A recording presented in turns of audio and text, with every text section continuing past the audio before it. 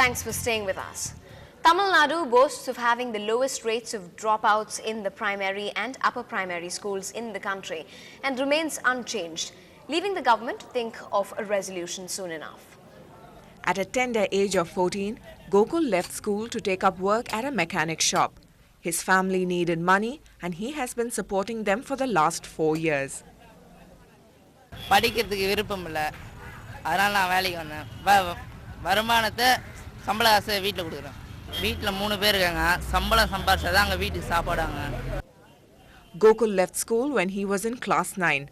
Like him, many children, despite having access to education, give up when they reach high school and prefer to earn instead. Educationalists feel this is because of the poor quality of education.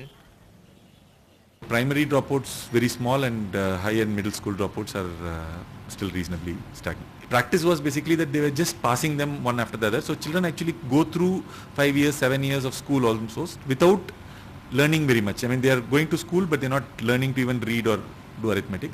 Suddenly in the 8th standard, 7th standard, they start finding that there's so much stuff to cover and they can't even read. The government is still trying to identify the number of school dropouts at the high school level and the reasons. But it believes that the Rashtriya Madhyamik Shiksha Abhiyan will be the solution. Like Sarva Shiksha Abhiyan, this flagship program of the central government aims at ensuring 100% enrollment at the higher secondary level. Universalization of secondary education, we are yet to conduct a program to ascertain the actual status of the dropout rate. So unless and otherwise I have some exercise done, I think it may not be appropriate for me to comment on it at the moment. But the very purpose of this universalization of secondary education, that is for the RMSA, Rashtriya Madhyamik Shiksha Abhiyan, is to curtail the dropout rate. The Right to Education Act will actually contribute in bringing down the already falling dropout rates in Tamil Nadu. But educationists worry, will it be compromising the quality of education? In Chennai, with camera person Manoj, Minal Shah, Ndtv-Hindu. Automobile maker Nissan and the NGOs Habitat for Humanity India and Weeds laid the foundation for a housing project to accommodate 75 economically and socially weak families. Our reporter Lokpriya was at the ceremony in Mangad today. Life has been harsh on 41-year-old Vijaya.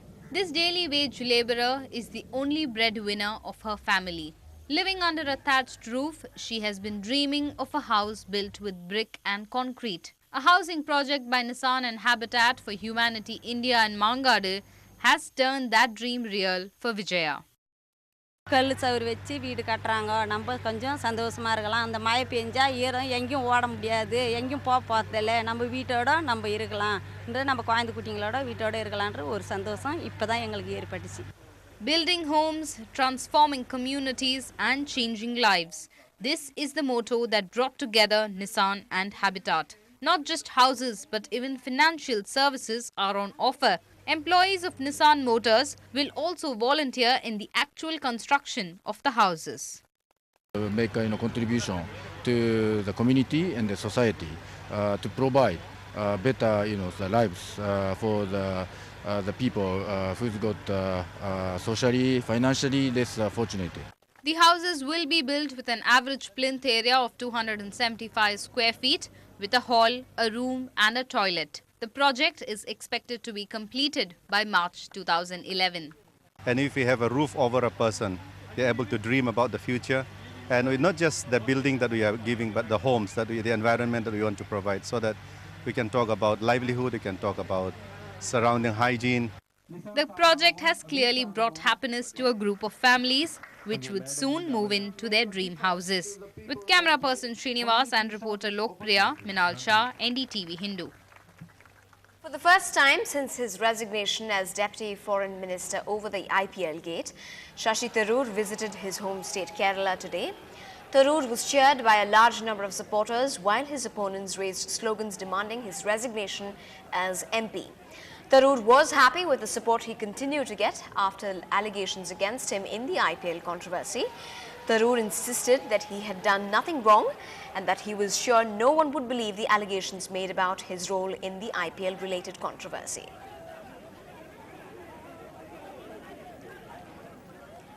It's now time for our segment Writing on the Wall, where you, the viewer, is our focus. If you're on Facebook, Orkut or Twitter, whichever is your favorite or frequent social networking site, you can send us your interesting update or tweet, and we here at Ndtv-Hindu will choose the best status update every day. Now, this can be hilarious, witty, emotional, profound or just crazy. Everyone's welcome to suggest entries. You can send all of that to feedback@ndtv-hindu.com.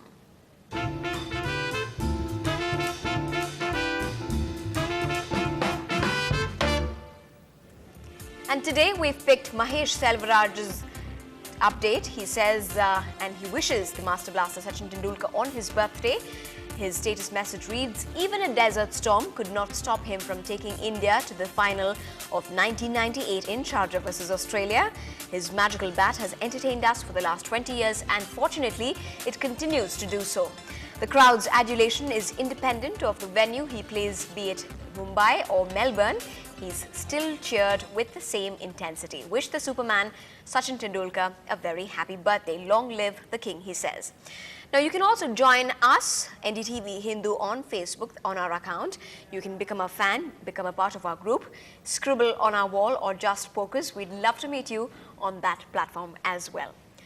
Now, after rumours did the rounds that Shah Rukh Khan was all set to play Mogambo in the Mr. India sequel, it looks like his arch rival Salu, Salman Khan, who will be saying Mogambo Kush Hua instead.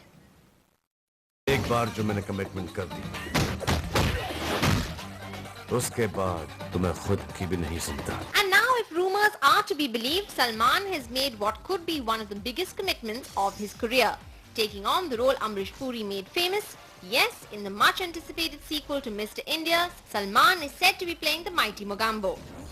And commitment he will need to take on one of Indian cinema's most iconic bad guys. So ladies and gentlemen, get set to see Salman Khan as you've never seen him before, attacking the innocent and throwing his head back as he cackles wickedly. Mogambo, Kush Hua. But one person who won't be too kush is Sridevi, who will have to be saved from Mogambo once again by Anil Kapoor in the sequel to the super hit of the ages. But what will probably help is being able to see him in a whole new dimension. We hear the film will be shot in 3D format with a budget of 100 crores. And as for Salman's evil new look, foreign technicians have been called in to ensure he gets the manic makeover of a lifetime. Of course, it will take more than that for audiences to walk out saying Hail Mogambo. In Mumbai with Vijay Vashisht, Beverly White for NDTV. Well, that's one to look out for. Up on the other side, we get you the story of Tamil Nadu's Chug Chug woman who has conquered all odds.